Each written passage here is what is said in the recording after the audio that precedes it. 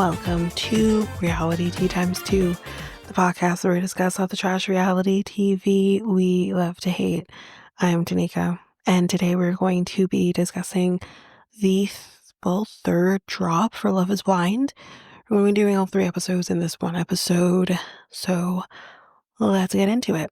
So we are with Season 8, Episode 10, Oh, Spare Me, that's what it's called. So we're with David, and he's going to be staying at his apartment. So this is kind of after everything that kind of happened the night before. The next day, Lauren texted him, and the text was green. I don't have an Apple phone, so I don't understand. But she told us that it was most likely that his phone was off. But then we see him strolling on in. Don't know what time it is, but he explains that he fell asleep between 9 and 11:30 in the morning, and his phone had died during that time. Sure. So he went to a bar, she said, like because she kind of asked him, like, what did you do? He went to a bar, and then they went to a next bar as well, where there was actually pot people gathering around. And like he does tell her, we went to this place, blah, blah, blah. And she's like, what bar did you go to? Which bar? So that's when he had to reiterate, and she already knew that he had gone there. Somehow she knew that he had already gone there, and that there was pot people there, and in particular, Molly. So he did say, though, he didn't meet her, although someone asked if he wanted to, and he declined. I don't buy it. This feels like a Jeremy and Sarah Ann situation. I don't buy it. Yeah, but anyway. She apparently went to go see her parents, because her parents are in town, and she says that my parents want to meet you. And he says, well, like, I want to meet them, but like, he doesn't want it to be like what they're kind of going through to be the focus of that meeting. Well, I mean, I don't know. Guess we'll see. So then we are with Monica, Joey, and Nicole, her sister, who apparently is a photographer. So her wedding gift to the new couple is for her to do photos for them, engagement photos. So her and Nicole apparently did talk, where she basically said, listen, like, this is happening. He's here. He isn't going anywhere. Like, y'all need to get along. Okay? Like, this is stupid. And she said she actually got upset with her sister, which is, I don't know what took you so long. She says that Nicole is usually pretty quick to judge. I don't even know if it's so much quick to judge him. I don't even think he's the problem. She hates her sister. That's the problem. So she says, you were a stranger. Nicole saying this to Joey. So like, I came in hot, and I am sorry. She's like, you did nothing wrong. No, he didn't do anything wrong. Hell, Monica didn't do anything wrong. But it's, again, I think just Monica's existence and getting married is what she did wrong. So, yeah. He asks, like, was there anything that I did do, though? Like, is there anything, like, that I did not do kind of situation? And she says, well, you have a lot of energy. Okay. Jesus. She's like, you have a lot of energy. The women in this family are nappers. And he says, well, I may have this energy, but I can be serious. Like, there are fluctuations with the energy level. And no, Monica says, and I may be a napper, but I can have fun too. Like, to me, it kind of feels like I'm kind of like a Monica in the sense of I'm very chill and very whatever, like to be in my space, like I have my peace, my quiet, whatever. Um, but you can still have fun and be, you know, you can kind of match the energies that are around you. And I think that's probably what is happening here. She's matching his energy, and there's nothing wrong with that. And they complement each other. Isn't that not what you like want? I mean, the chances of finding a man who is a quote unquote napper like you, or him finding someone who's quote unquote this bubbly, energetic person, um, in the way he is a dime a dozen. Like, so it's just ridiculous. Anyways, and she says, "Well, after today, I see it." And this is what Nicole says. And she says, "I give you my blessing." Yay, wedding. So we're now with Sarah and Ben. And they're like, how are we feeling about the whole TikTok situation? Listen, this TikTok situation, because I, I mean, I don't have a lot of details about it. I haven't seen the TikTok. I don't even know how I would search for it, 'cause, like, I don't know this person's name. But again, cray cray doing the work, reality cray cray doing the work. Um, or not day cray cray, just say doing the work. They basically, I think, watched the video, or maybe at least read something about the video that kind of maybe gave a synopsis of what she was saying in the video. It's a goddamn nothing burger. Because the thing is like, if Ben is this horrific person who did these horrific things, and he, you know, just disrespected you or whatever, you know, then where are the receipts, my girl? I want the receipts. Give me the receipts. This is why we're here. If the man is trash, then give me the receipts of how he is trash. Don't tell me he is trash and then not back the shit up. Listen, y'all, we couldn't do math equations without showing our goddamn work. You couldn't just come to the answer without, doing the long division and shit. You break down that bed, miss. Like, come on now. I want the reasons how because to me, the fact that you don't have it means he is not this bad, crazy guy you're trying to portray. He just, he just didn't do what you want. Now, what I do understand about the TikTok video, thank you again to 90 Day Cray Cray, is this girl in the TikTok video is 18 years old. He was 24. That's towing the line of inappropriate. Maybe there was sex involved. I'm not clear on that one, really. But if there was sex involved, then are you basically like like mad that maybe nothing else happened or didn't go any further? Or like what like what's happening? You know what I mean? Um Choices were made. Now she's an adult, but like, or legally an adult at 18, but like, I don't know. It's just, I think there are some skeletons in Ben's closet. There usually are for people who are quote unquote religious or faithful or whatever. Um, no man of God is fully clean. Yeah, I said it. So I think there's definitely some skeletons, but I mean, point me in the direction of the people who actually know the skeletons. Really. Anyways, enough of that. So yeah, he says that it's gonna happen, that people are gonna come out of the woodwork and have their things that they're gonna say. So it is what it is basically what he's trying to say. So then we're with Virginia and Devin, we're meeting her mom, nothing happens.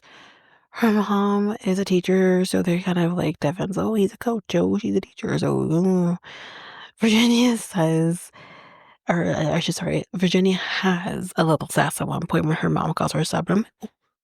Oh, oh, she has personality. Oh, so close, because then the personality goes away.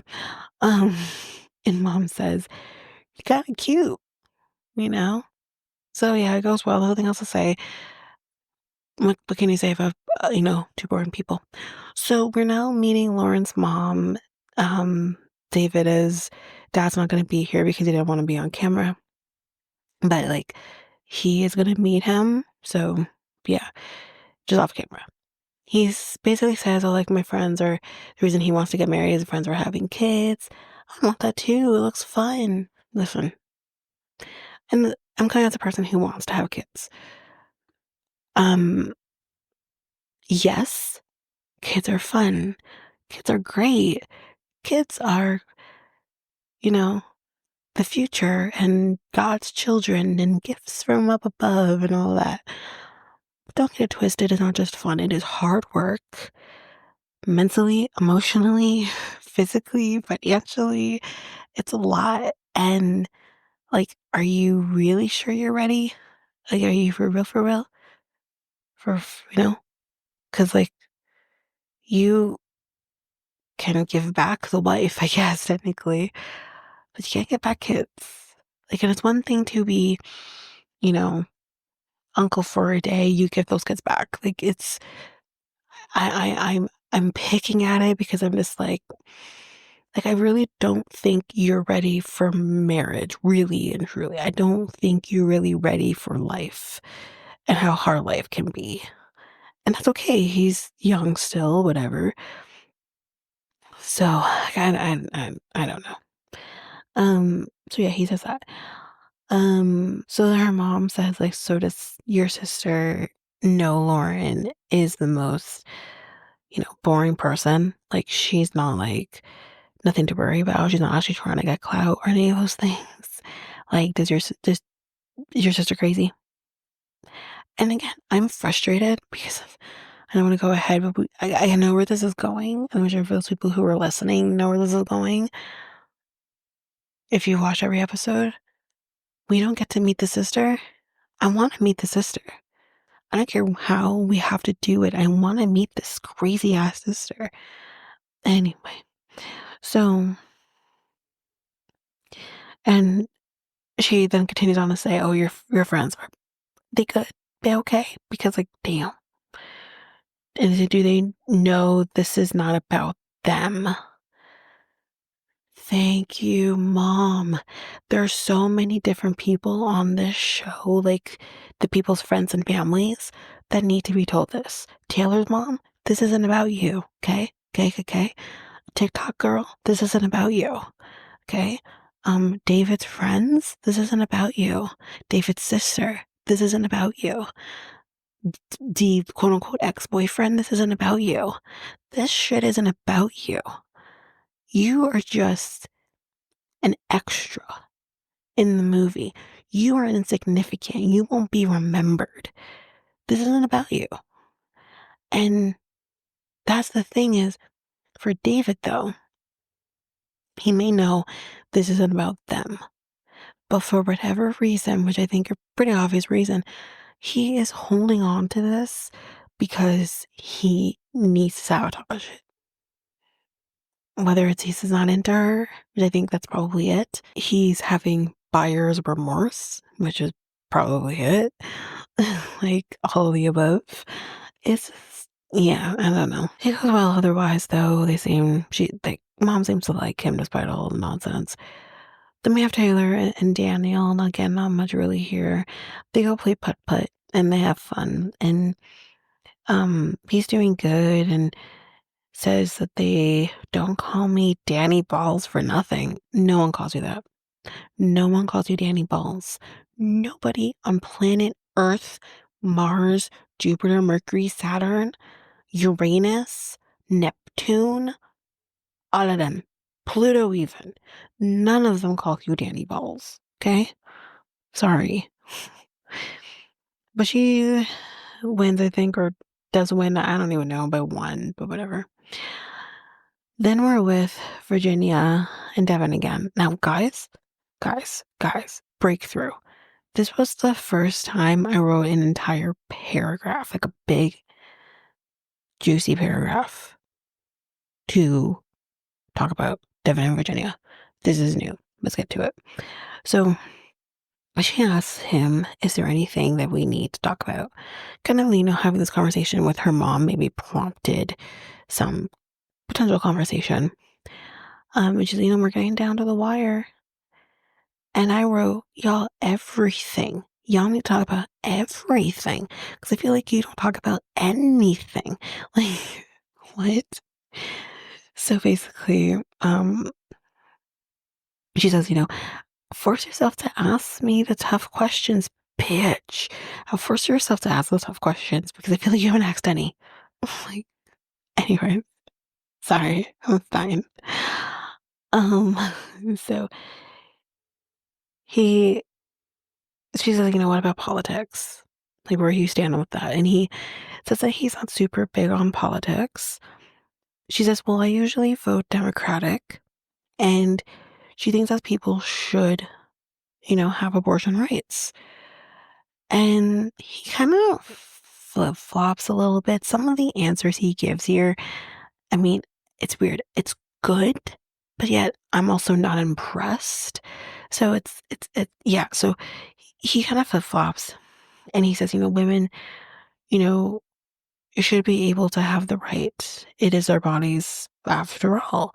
Okay, great. And there. But then he says, but a man should have a say. When he's the one who created the baby. Okay, you're confusing things.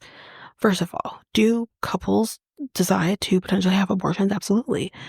And I think in those cases, they are having conversations, or at least I hope you are having those conversations, working out the pros and the cons of doing so. Um, I,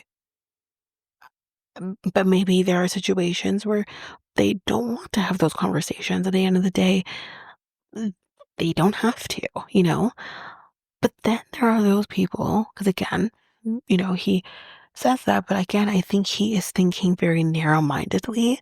He's only thinking about people who are in a relationship and get pregnant. What about the people, and I've talked about this before, but what about the people who didn't consent, aren't in a relationship and get pregnant? What about people who, for medical reasons need to have an abortion? We saw that with Puppy, not Puppies are Amber, but Puppy and Amber and Love After Lockup, or yeah, Life After technically, Life After Lockup, when she got pregnant with TK's baby, she wanted to have the baby. He wanted her to have, no, he was problematic, but he also wanted her to have the baby. But medically speaking, it could have killed both mother and child. So it's like it's not as simple as, well, if that man makes the baby, they should have a say in it. It's not as simple as that. It's so multifaceted when it comes to a woman having to make a decision to have an abortion. Now, I have said, are there people out there who are using it as birth control? Potentially. But I don't think that is the majority. Because I don't think you should be using resources like that for birth control purposes. Now, shit happens. Maybe you need to. Like, I think everyone is deserving of, that get out of jail free card, and that would be the kind of get out of jail free card. Um, if you weren't using other forms of protection, or even if you were using forms of protection and shit happened, you know, and so yes, but I just don't think that is the majority of people. And I feel like the people who really truly, I don't have a lot of information on the case that, you know, provided abortion rights for decades. But I do wonder, there could have been more of the reasons I gave previously, whether it was she was raped, whether it was, she, for medical reasons, had to get this done, whatever the case may be. Those are the people who need the rights. Those are the people whose health, lives are potentially in jeopardy. So to just say, oh, the man needs to have a say, Fuck that. I'm sorry, but fuck that. I don't want to hear about men's rights now during a time when women don't have the basic rights or the rights that they've had for decades. Get out of here with your men's rights now bullshit. Thank you for coming to my TED Talk. Let's continue. So he says that. And he says, like, what if I did vote differently than you? Well, in the light of where we are, I mean, I'd have questions. And she says, well, it could really, for him, I think he said, sorry, it was for him, he said, it could really depend on the candidate. And he does say that his family normally votes, well, conservative because of religion. Listen, as far as I'm concerned, religion, and I know it's different in the States, but not even so different in the States. I think we have a little, probably have a little bit of that here too, but it's just not as prominent. Religion and politics do not go hand in hand. They just don't. And again, just because you might be religious does not mean that the leader that they have in the party is the one for whom has your best interest in every other aspect than just religion. And I am sorry, I am going to say this right now. If y'all think your Republican leader, I'll leave it at that, is fully a part of religion, takes that seriously, isn't playing that to his advantage, you're sadly mistaken. But hey, that's your president, everybody. So, yeah, so he says that. And she says, well, my family doesn't do it like that because you shouldn't be, duh, because they're black. And I feel like black people aren't voting Republican in this day and age. And again, it's not okay. And I said this. Me and Mikkel talked about this in my other podcast when we had the election episode for which was back in November. If you're interested, you can go listen to it over there. It was in November. I said I don't have an issue with the Republican Party. And I'm not necessarily saying that everything the Democratic Party stands for is what I stand for or would stand for or anything like that. I don't have an issue with any of that. And I wouldn't vote yay or nay to either party because of party. I, you know, really have an issue with, like, people will vote Republican because or their families have been Republican and their children have been Republican or whatever. I don't go based on that. I go based on the person and the candidate. Like Virginia said, I don't have an issue with the Republican Party. I have an issue with the Republican leader. And as far as I'm concerned, you can come at me, you can hate me, I don't care. But your president is causing issues for my country. So it's like I'm gonna have things to say because of it. Um, but it's just you can't base everything on the party. You have to look at the whole picture. And that goes for Democratic as well. If you maybe are Democratic or you see yourself as Democratic, maybe you weren't on Kamala Harris' side, and that's fine. Um, Either way, bigger picture, not just the party. The party isn't the end all be all. And I think she was correct and it baffles my mind, even though she said that, it baffled my mind to know that a lot of black men in particular were voting Trump. Um, and she says that, and I'm like, oh, well, that makes sense. Absolutely. But then he comes out with, but my dad's black. You're black too. But he's like, my dad's black. And it's like, yeah, but for whatever reason, your dad is voting for a racist. That part is what I don't get. You can be Republican, but not a racist. I would hope. So it's that part for me. Anyways, let's move on. That was too heavy. So then we have Ben, meaning Sarah's sister, and her sister's partner. They both seem pretty cool. And she says at one point she was talking about like acceptance, and um her her sister's partner basically says, "How have I tried different words? Because I hate the word acceptance because it comes across as if I'm doing something wrong, which I'm not." She wasn't saying that to necessarily get on Sarah, but it's interesting because I think like I'm not coming at her. I'm not questioning her in terms of her beliefs and stuff. But it is interesting that like this has never come up before, and you don't maybe know what the right terminology should be used, or at least the right terminology for what feels accepted. I say accepting, one that is okay for at least your sister's partner. Everyone's different. One person may like the word acceptance or be okay with the word acceptance, where maybe someone else isn't. I definitely understand where she's coming from. Um, and it makes sense. Mm, So I was like, hasn't this conversation potentially ever come up before? But anyways, um, she then goes on to say, which I loved, she says, I have to accept you every day. Like shit.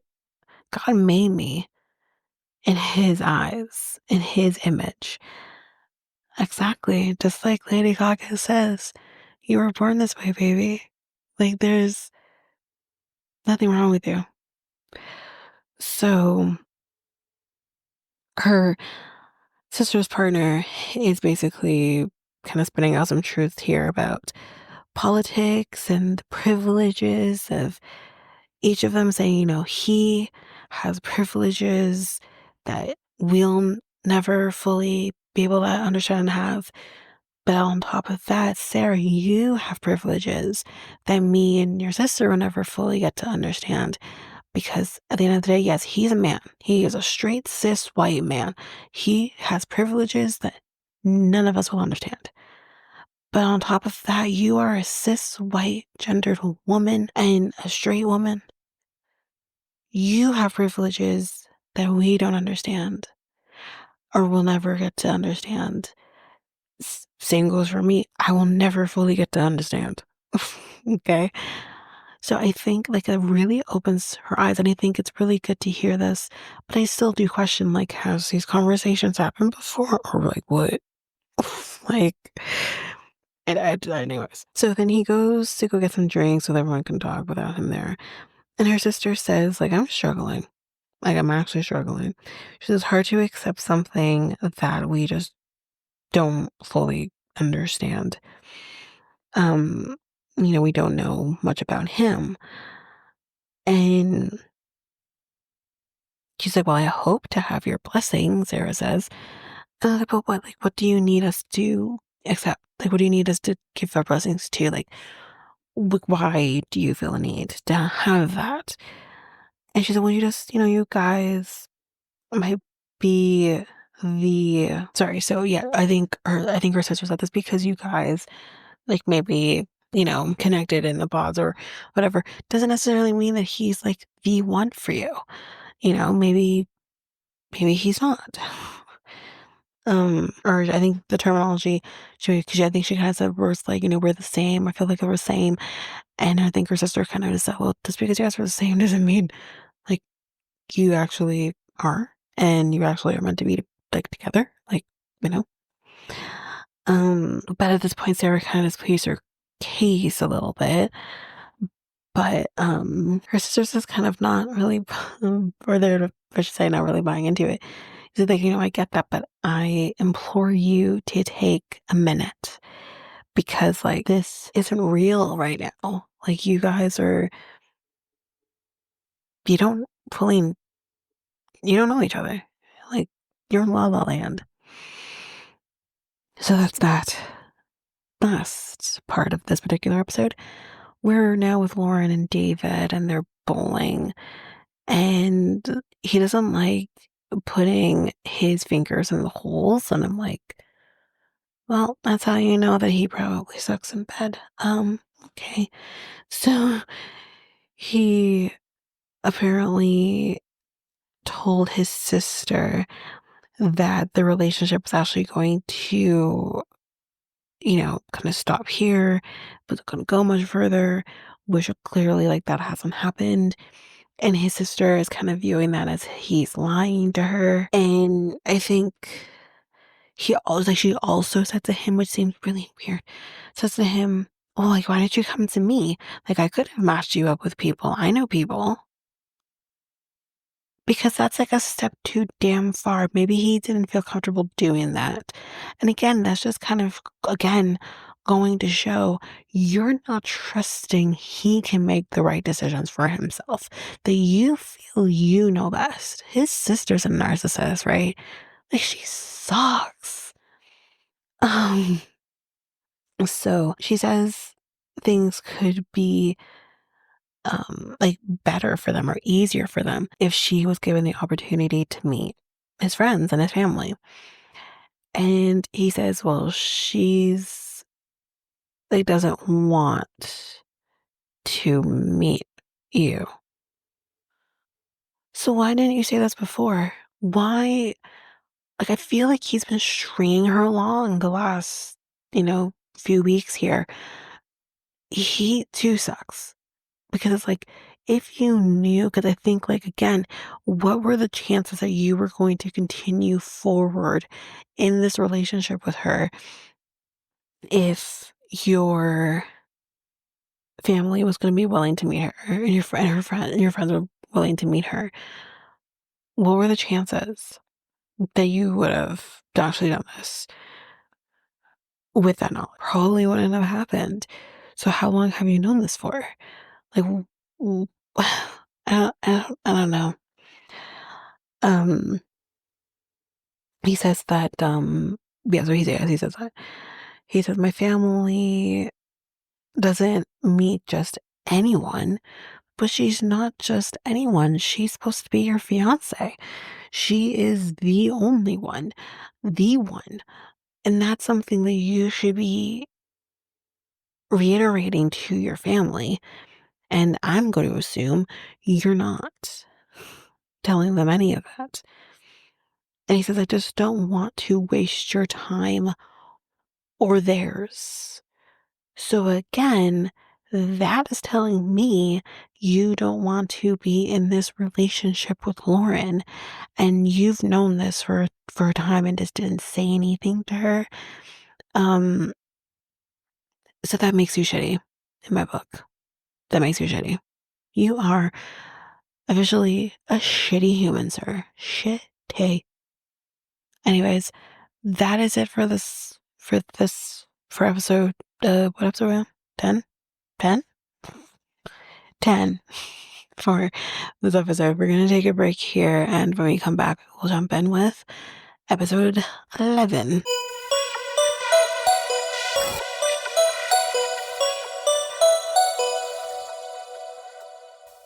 Okay, so now we're doing episode 11. I know I'm behind, so I'm recording this probably about a week after the first part. Um, so yeah, let's get into it. So episode 11, sliding down slopes and into DMs. So this is following the bowling situation with Lauren and what's his face? It's been a minute, y'all. I haven't watched Love is Blind in a minute. But anyways, who she's with, because who really cares? Um, so they go and sit elsewhere, and he kind of explains, when he gets his phone back after being um, on the retreat after, and the fact that his phone is just going off about, why are you engaged to this girl, blah blah blah. And he says, like, you told me you, or okay, yeah, he says that you told me that you didn't end it, but she explains that there's nothing to end. Here's the thing, it's a casual thing. I would think, if I'm telling a person I'm going to be going on Love is Blind, And if you know the concept generally of what Love is Blind is, there's nothing to be said. That is all you need to know. It's done. It's over. Not everything needs the solid closure that he's insisting she didn't do. And the thing is, it's like, even, you know, like I said, I've had my situations. I've had friends with, well, a friend with benefits, and this was many years ago, but I didn't give it this finality that he's insisting she needed to put on it. Dave, that's his name. He's insisting that she needed to have on it. I literally just like, I'm out, I'm done. I went into another relationship who was then, you know, would be my husband.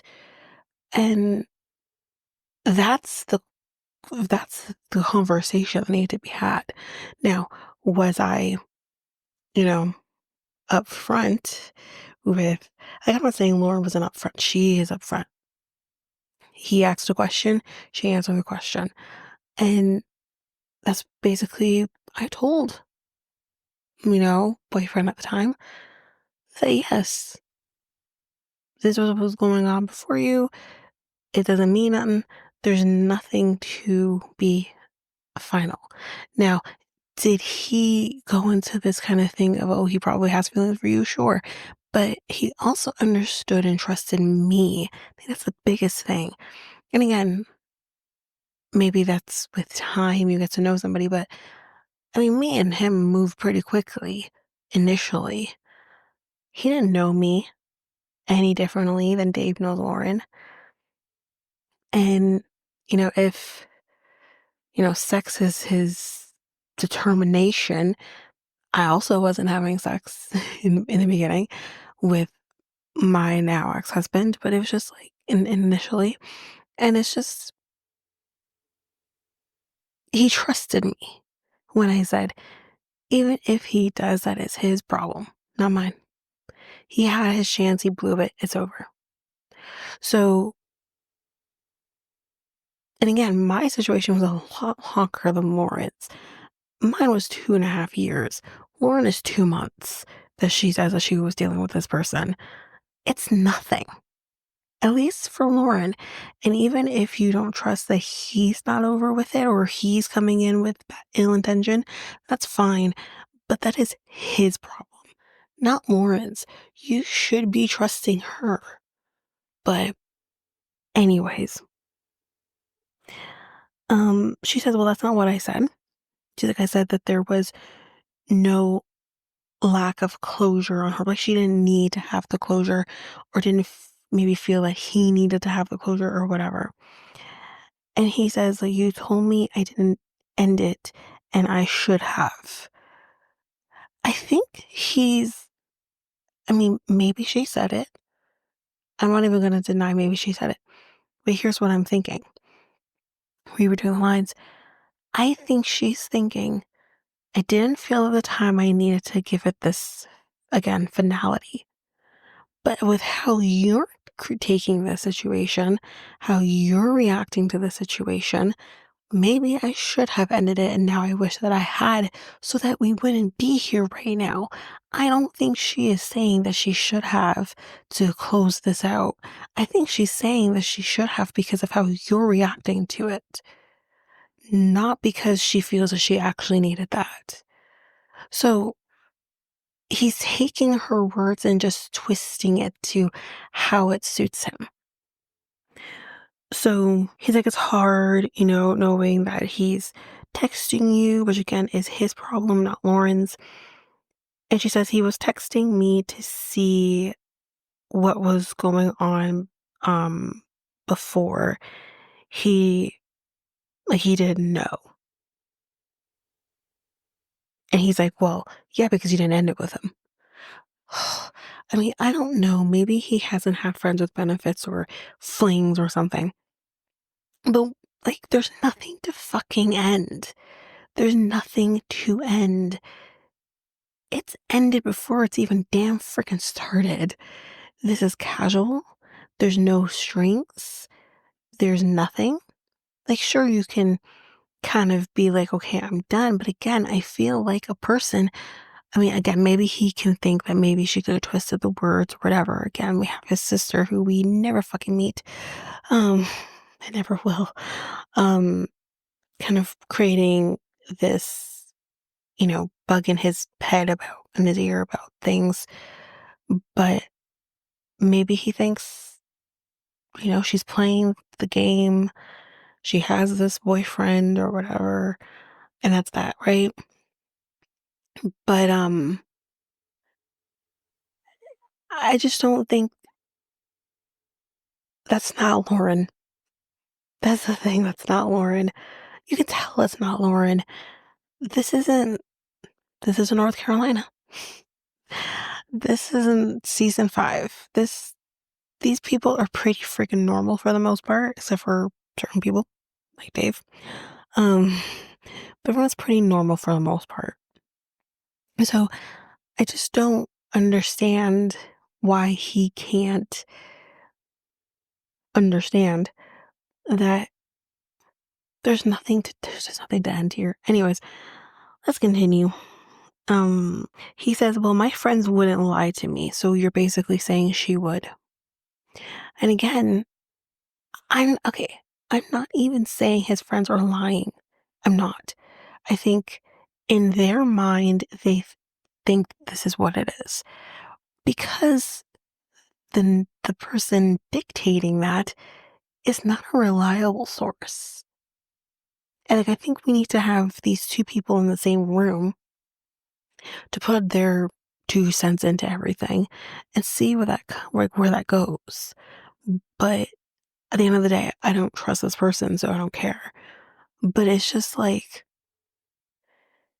your friends are basing their opinions on a man where 2 seconds ago, according to Lauren, he's talking about his hinge date with her. So he is not a reliable source. Now, could he potentially have feelings for her? Sure. And that's not being expressed? Potentially.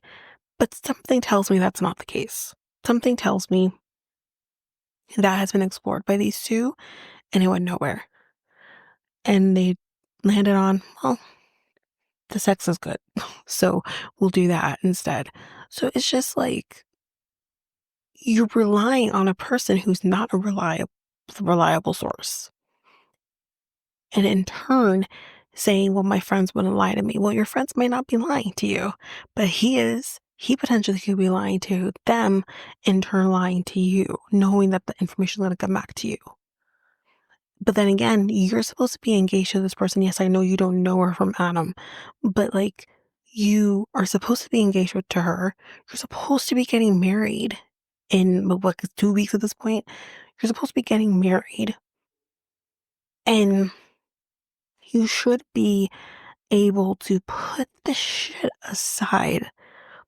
Leave the past in the past, is the past, is the past. Put it in the past. Let the shit go. And trust that she is being honest with you. Listen, there are worse people in this franchise who've come on this show and have lied through their teeth about big shit. Okay? Those people deserve what was coming to them. Y'all know who I'm talking about from last season. Who I've heard his nickname is Tyler, the procreator. That's incredible. Um so it's just this is not that fucking bad. Like who cares? And again, like I said, you truly don't expect me to believe that you haven't been having sex with other women in the 4 years you've been single. Whether it's a fling here or a fling there or something that lasts a little longer. Maybe it's, whatever. But again, it's just, we've seen shit like this before with like Married at First Sight, for example, which I will be talking about another episode. You'll be getting that at some point. But it's just like, we see shit like this before on Married at First Sight. And although I understand where you're coming from, I understand where he is coming from and how that makes him uncomfortable. But what I'll never understand is how you can get past that. I'll never understand that. And basically, like, villainizing her for what? So what if she had sex a week before? I would too. Like, who cares? It doesn't diminish the fact that I found someone in this experiment that I potentially want to spend my life with. Anyway, so yeah, so he says, my friends wouldn't lie to me. And she says, well, and I am? He's like, well, no, but like, I talked to you, and you're not telling me everything. Okay, so then that's lying. Lying by omission. You're basically saying, well, no, you're not lying, but you're lying. Okay. Um, and she's like, well, what do you want to know? And he says, well, did you hook up with him 2 days before? She says, no. And she's like, it was a week before. Okay. Again, who cares? Personally, maybe it's just the kind of person I am where I'm like, I'm gonna have my last hurrah or whatever. Or I'm gonna potentially be in these pods for 10 days. Nothing's happening. Whatever. Or even longer, because if you're gonna meet someone and you actually are taking this seriously, you could be going a little longer without sex. Who cares? But again, that's me. That doesn't change the fact that I am taking this process seriously, right? Who gives a shit? Because what, like, you would have, and again, the thing that bothers me is that, okay, so you don't pick Molly for those exact reasons because she potentially had a thing with somebody prior to coming on the show. You know what I mean? Why? Okay, let's just continue. So she said it was a week before, and he's like, I think it's him that says, but I'm getting frustrated because I think he said on Sunday, okay, so it's okay. It was her. She says that she's getting frustrated by him because I guess maybe Sunday or whatever day that was a few days ago, he actually said maybe off camera that he didn't care that she had sex with somebody else. I do think the Dave we're seeing on camera is very different than the Dave we don't see off camera. And we're gonna get to the reason why I say that in a second. Let's continue. So he's like, yeah, until your dad thought I was waiting and seeing, I think is what he says. So now, so he's met her father. As we know, he didn't want to be on camera, so that meeting happened off camera. So we're getting into that in a minute. So he says that, but I think that's a legitimate thing to say because why drag this shit out the way you are, stuck on the same fucking thing since you were in Honduras about this freaking idiot man that we don't ever see, and why we hung up on him, and why are you not cutting ties if this is really bothering you? I think her dad has a very legitimate, is saying something very legitimate here, that you're waiting and seeing for what I don't know. Just, it is an interesting thing to say because I think he's onto something. And I think because he's onto something, probably the fucking truth, Dave gets his back up and has to protect the image. Because again, I think this is all about, as we heard a lot during last season of Married at First Sight, the optics. It's very much about the optics, okay? So, and he says, like, does he even know, like, what's been going on? And she says, yes, he does know. And she also says, I think you need to work on being a team member.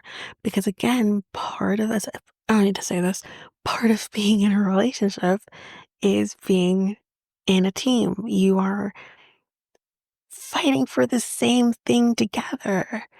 So that is what this relationship should be about. And he's like, well, now you're sounding like your dad. Oh, okay. Okay. To unpack this, what the fuck he just said. Number one, now you're sounding like your dad. Is that a bad thing? Because again, if that is the case, then her dad's a very smart man. But then also, for whatever reason, he's attacking this man who we don't see, never will see. But he's attacking this man who is her father for saying something potentially like legitimate. Here's why he's attacking him. He's attacking him because how dare he not be on camera? How dare I have to be around these people, be around Lauren without the camera being there as well? Because at the end of the day, the only reason this man is on this show is because he's clout chasing. The one thing that his sister kept complaining, these women are just out here for these false reasons. Go figure, is the reason probably her brother is on the show in the first place. It makes me wonder what conversations were had between brother and sister when all this came out. Really, honestly. So, so he says that you sound like your father. Great. He's like, maybe he needs to come on the experience, I guess, trying to say that maybe he should be on camera. I don't know. And she's like, he is getting on me, and about my dad. Like, he's complaining about my dad and this and that, how he did. But you met him. You've met my father. We're 2 weeks away from wedding, and I've yet to meet your sister. But you want to talk about my dad. But you actually met him. Your sister has neither appeared on camera, nor have I spoken to her on the phone. But you want to say something about my dad. And she also hasn't met his father. And I think at some point in this conversation, the excuse or maybe it was before, the excuse to why the father hasn't been a part of anything either. Oh, well, he travels a lot. But he'll be here for the wedding, though. But wouldn't your father, especially for your mom, being a liaison for both of you, because he clearly loved his mom very much, wouldn't he not want to meet the woman for whom he's going to marry potentially? Unless he never intended to marry anybody. I'm just throwing out conspiracy theories. I'm out here with the conspiracy right now. So basically, like, she's just getting upset because she's like, how is he throwing this back on me, for doing the actual fucking work when you haven't even had your sister on the damn in my eardrums, even on the phone. When she says, like, I have been asking to see your family and friends. As we know, there was supposed to be the meeting with the friends. I think he never intended, I think I kind of said that before too, that he never intended for her to meet his friends. But he says, I'm not ready? Question mark. So when are you going to be ready? Never? We'll say never. He says, my family and friends are so are so supportive. He says, hold on. When he said this, I'm like, but you, you, you have been creating this monster of a sister since day fucking one. And you're now saying your friends and family are so supportive that they would support you no matter what. That has not been the narrative from you, David. this entire fucking time. What are you talking about? He says, and this is when someone shows you their ass, believe it. He says, if I wanted them here, they would be. Lauren, that is all you need to know, honey. Because he is right. If he wanted them there, if he was really serious about you, he would have made sure that happened and made sure they at least, if not like you or love you, respect you. And he hasn't done that because he doesn't even respect you. So there it is. Whoop, there it is. He doesn't want it. He does not want it. So he says, I really love you. No, he doesn't. And he says, and that is why this is hard. And this isn't hard for you anymore. This hasn't been hard for you. You haven't cared the entire time. But you can kind of see like she's having doubts now. Finally, he says, it's really hard to walk away from it, but I think this is the best of like direction or whatever he sorts the decision he says on direction decision. And I'm just like, this is really hard. No, it's not. This is what you wanted. You wanted it from the moment you found out about any of this. And this isn't hard for you. Now we got Selena Gomez. Okay, we had Selena Gomez playing.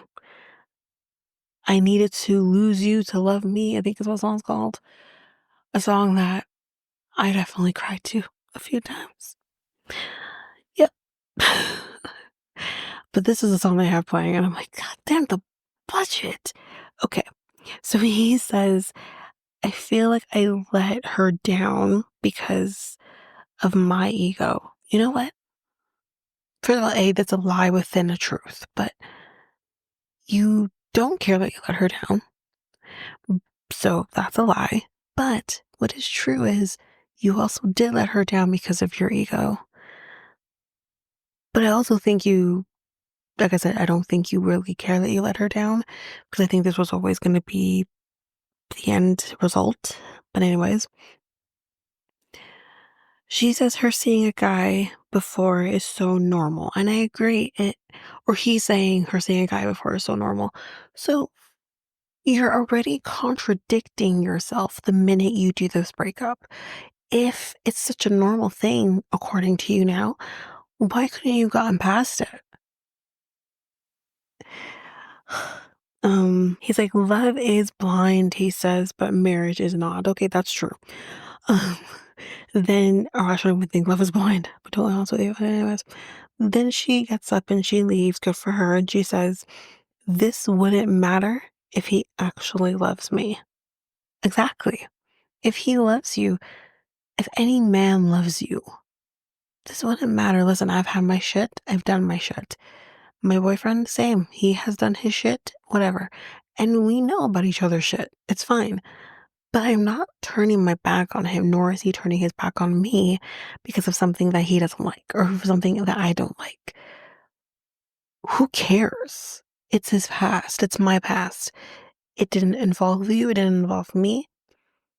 And you can, it is what it is. That's how being an adult to me means. We all have our past prior to being with each other, you know? And either you get past it because you actually love this person and the thought of losing them is more than your damn ego and how you feel about something, or you don't get past it and you end it. And that right there is your answer of how they actually felt about you. So she says when he saw his sister, apparently he saw his sister the week before. Um, she's like, I wrote her a letter that I wanted him to give her, and he never gave it to her because he never intended on you being a part of his family. But anyways, that is it for them. They don't make it. I'm curious to know what we'll talk about predictions after, because I'll kind of, once we get there, because I'm kind of not fully there, I'll make my predictions. Y'all already know what happens, but I'll make my predictions. Kind of what we did last. I was on track, y'all, and then medical procedures. Let's go on to the next thing. So we're now with Joey and Monica. They're tubing. We're gonna transitioning into the group.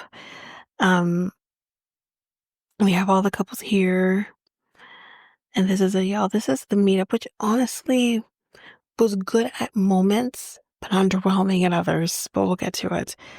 Um, Lauren shows up, and Dave will be there too later. And then we have Molly. We've got Brittany. We we have them too. And Molly and Lauren actually sit and they talk, and she says, last Friday at the bar, this is what Molly's saying. We're kind of getting from her perspective, which is a little different than what Dave said. Um, she says, I heard that, there was a girl all over him.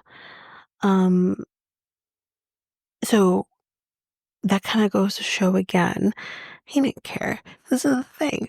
You're on Lauren about what she did prior to you guys even being together. And while you're supposed to be in a relationship with her, you have this girl all over you and not like, being respectful of Lauren. You suck. Molly says, oh, I didn't see it myself, but this is what she heard. Um, she said, I wasn't really sure how to deal with it because she didn't want to come across as like the jealous ex or something. Um, so that's why she just didn't know how to approach it. But Lauren tells her, well, we broke up, so it is what it is. And Lauren fills Molly in on all the bullshit that happened, which I talked about for half an hour, so we're not going to go back to it. She says, was he like celibate or like what's going on here? No, of course not. That's the thing. This is pot me kettle type situation with Dave. He claims that he was celibate for 4 years. Don't buy it. I think that's just convenient. Molly says, well, at the end of the day, he should have had your back. Who gives a fuck? And she's like, fuck his friends. They suck. And they're not good friends. Because again, like, if the people are coming out and saying, listen, I was actually not in a relationship with this person, he's just, trying to get his 2 minutes of fame or whatever, then that should be believed. But anyway, she says he was not that great anyways. I mean, you saw his selfies on his Instagram. Ma'am, dish. Because I'm not going onto his Instagram. I'm not subjecting myself to that. And she's like, I saw those. And I was like, yeah, I'm good. Molly is the best. She's like, fuck that guy. Like, what? Anyways, we had a very quick conversation between Brittany and Devin. And basically, she says, you look like a kid. He kind of does. But she's up with the shared, secrets and everything. And she, how you acted with me was kind of immature, which I would agree. But I think, again, with him, kind of what we're going to, I think we haven't had a conversation. Do we have a conversation yet? Where they talk about politics? Can't remember if we've had that conversation yet. But well, I think we did before. I can't remember now.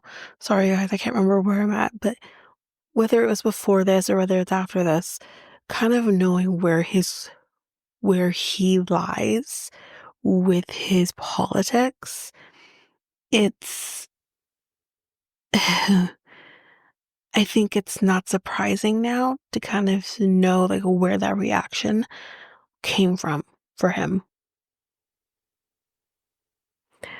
Um, and she says, we're all a little gay or, who cares? When she said that, he about had an aneurysm because he's like, what? No, I'm not gay. Get again, like, who cares? Like, I understand what she's saying. Like, would I necessarily, for me personally, would I act on that? No. But do I understand what she's saying? Yeah, I do. Like, whatever. We all have a little bit of some, and that's okay. Like, this is more about you if you try to pretend like, you know, like, you know. Anyways, so, but she's like, there's a little more sensitivity to what people go through would be appreciated. So, I thought that was a good conversation that she had with him. So, um, then, after that, in walks Dave. Yeah, yeah. And he says, listen, I was trying to make it, my fault. Like, I broke up with her. Like, like it's my fault. No shit. I didn't need you to tell me that. Anyways, moving on. Then in walks Madison and Mason and Meg. And y'all, Meg and Mason are together. They come in holding hands. And they're like, well, we've been talking and talking. And they kind of, I guess, met or they were talking online or something like that and kind of went from there. And they did their own cute little reveal. And Madison's just kind of in the corner fuming because I don't think she wanted Mason. I don't think she did. Maybe she did. I don't know. But I think she also wanted him to suffer because how dare you not pick me? How dare you? Like, so I think that's more for her. Like, she's just like, fuck. Like, I wanted you to suffer. Like, that's more for her. Thought that was thought that was funny. And then here comes Alex, and Madison says that the minute she got her phone back, she has a message from him, and he was like basically begging her to talk to him. Um, and then when I guess like she does talk to him like in person, he like begs her for like a hug or something. It kind of like, okay, do I believe Monostone's manipulative? Absolutely. But I think so is Alex. You made me like you, though, Alex. That's the difference. And you disappointed me. You did. Anyways, and he basically like, stay in California with me, he basically says. So basically they talk for a bit, but then she got like this message from Meg.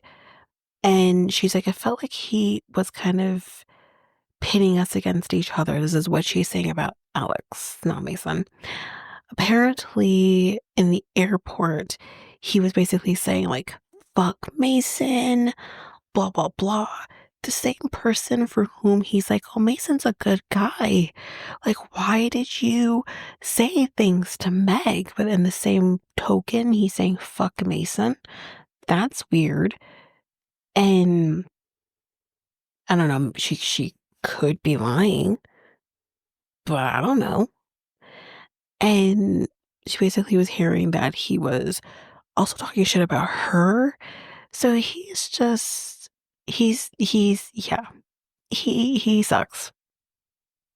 So it's basically that. They never talk to each other, which I think is a fucking miss. Production should have insisted y'all need to talk. Yeah, and it needs to be dramatic. Because it's all we have.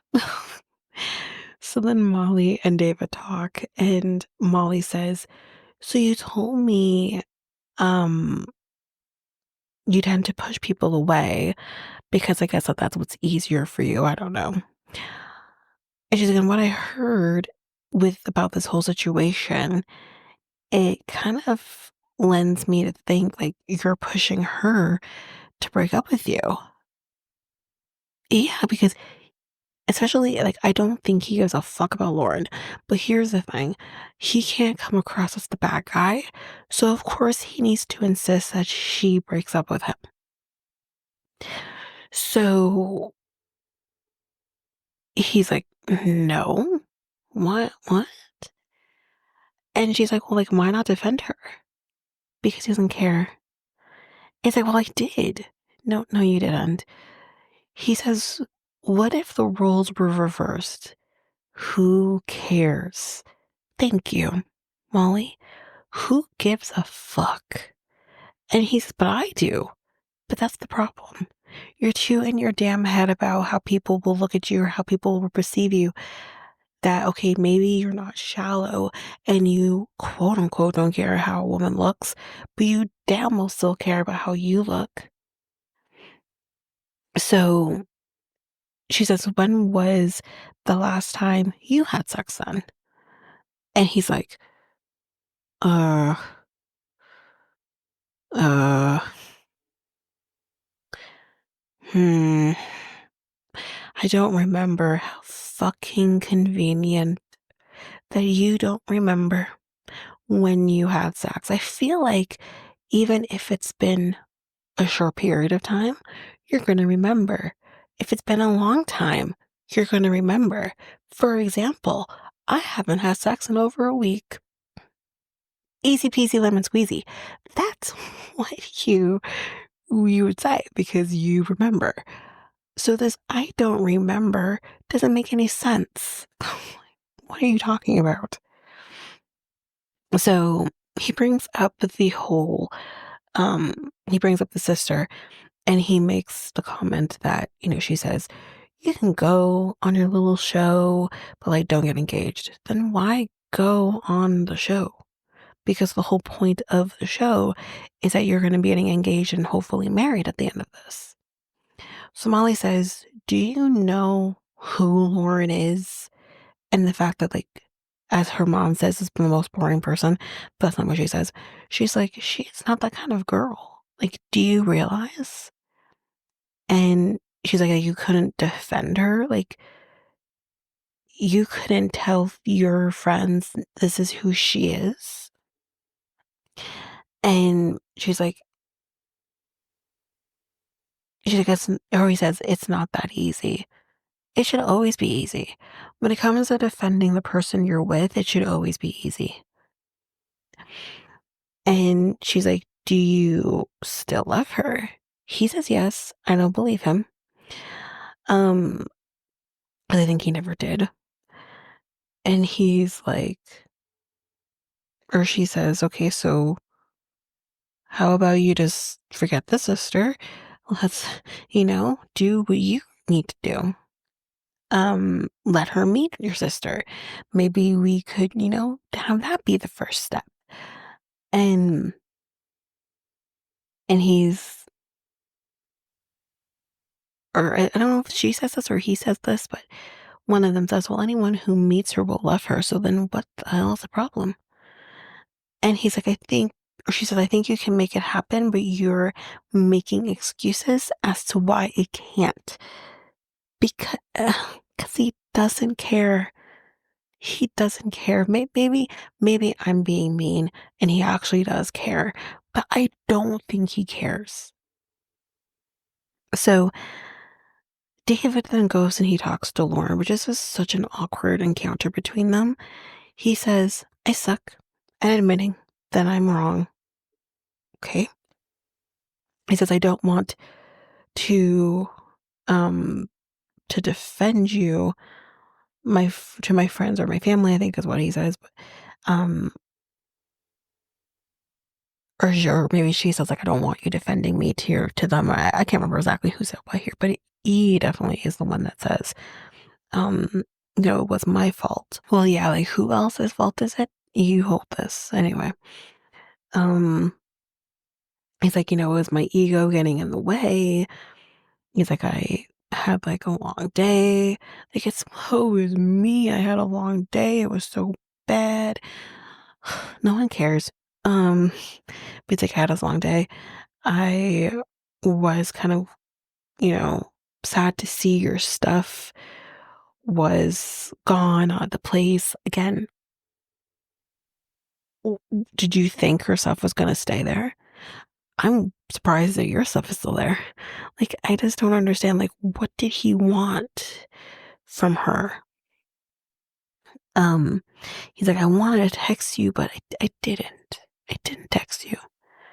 And she says, "Well, you didn't text me. So, like, you I think, like, what she's trying to say here is, if you actually wanted to text me, if you actually wanted to communicate with me, if you actually loved me and cared about me and actually wanted to be with me, then you would have made that gesture of texting me. Or better yet, we wouldn't even be here currently. We would have still been together." So, and she kind of says to him, like, "Why would I be the one to read?" Or he says, "Well, you didn't text me." And she's like, "Why would I be the one to reach out? I'm not the one who ended this. I'm not the one who's hung up on a 2 month casual fling with somebody like you are." She says, like, "You don't need to be," or maybe he said this. I don't remember. But I think it was him who said, like, "You don't need to be in my head." Like, everything was a yes. You were everything that I wanted.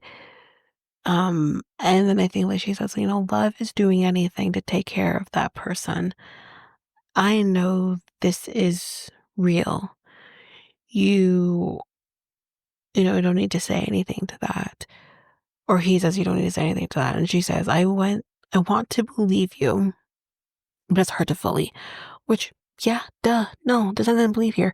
He sucks. He sucks. He's bullshitting her now. He's, in the term, love bombing her. And she says, "I think we are kind of past that at this point. Thank God." Because I was nervous. I honestly thought she was going to go back to him and I was going to have to scream. And I'm really happy I didn't have to do that. Anyways, the next thing that we see here is we see Ben and Sarah at church. Okay, so she's at church.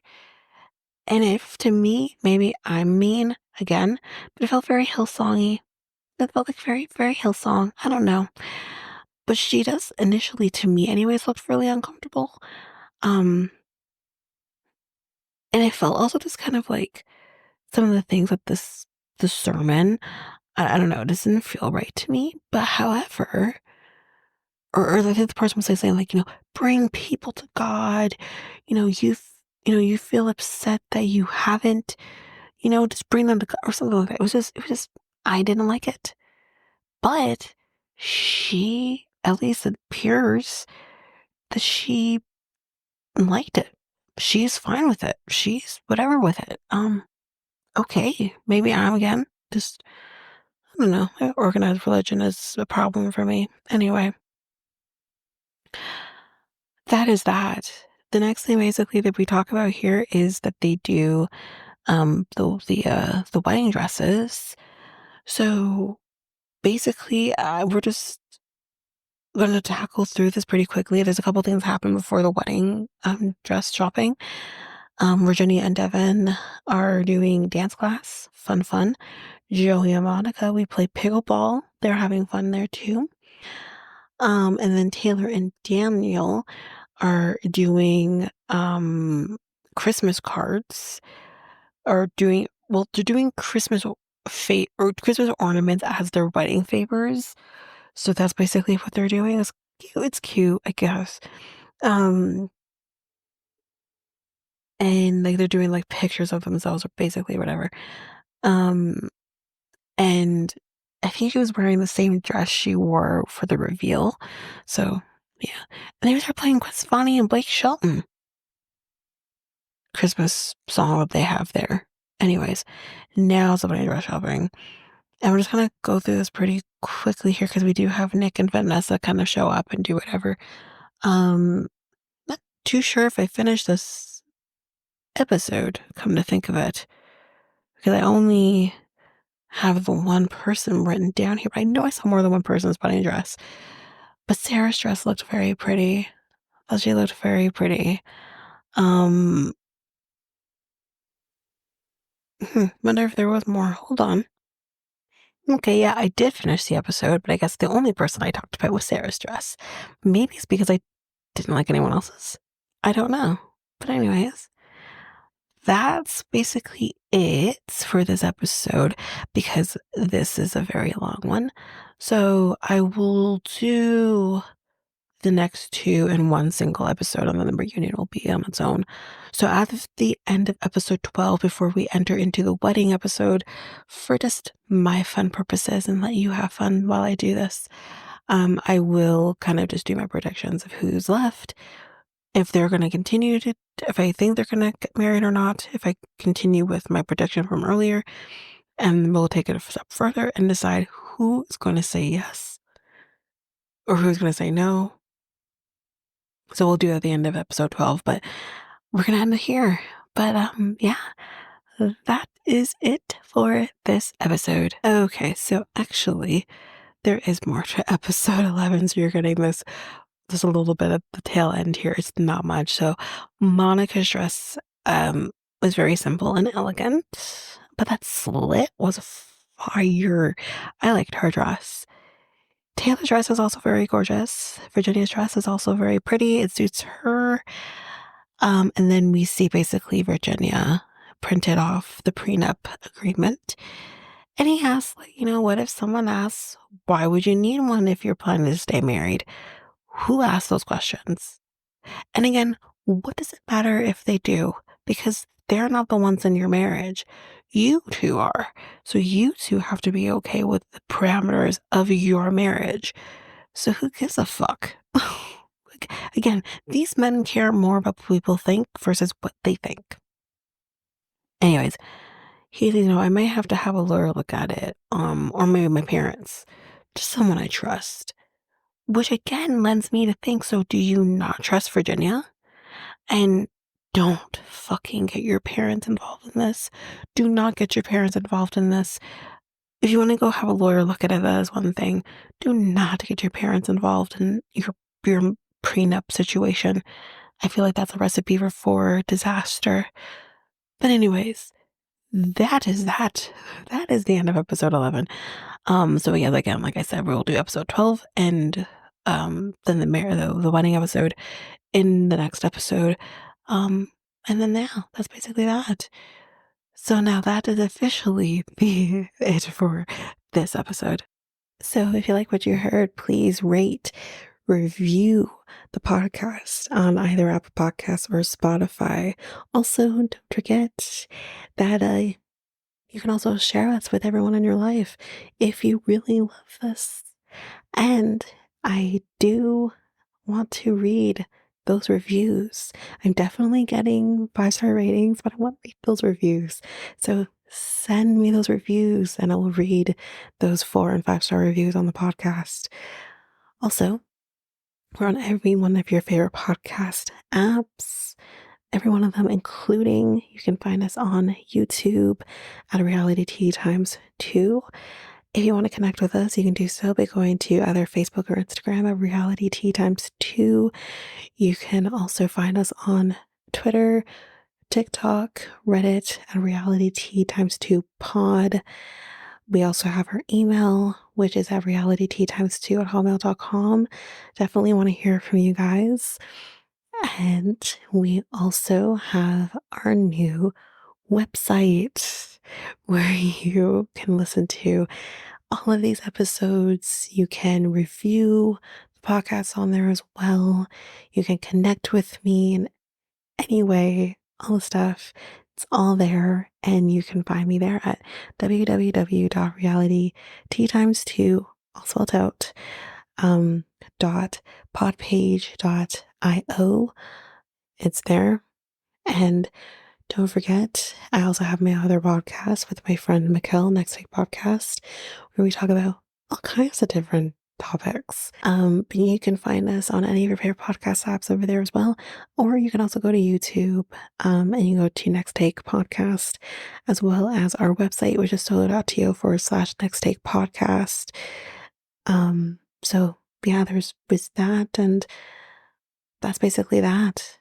And again, don't forget, if all of this information is overwhelming, we do have all of the links, everything in our show notes. But that is it for now, guys. Thanks. Bye.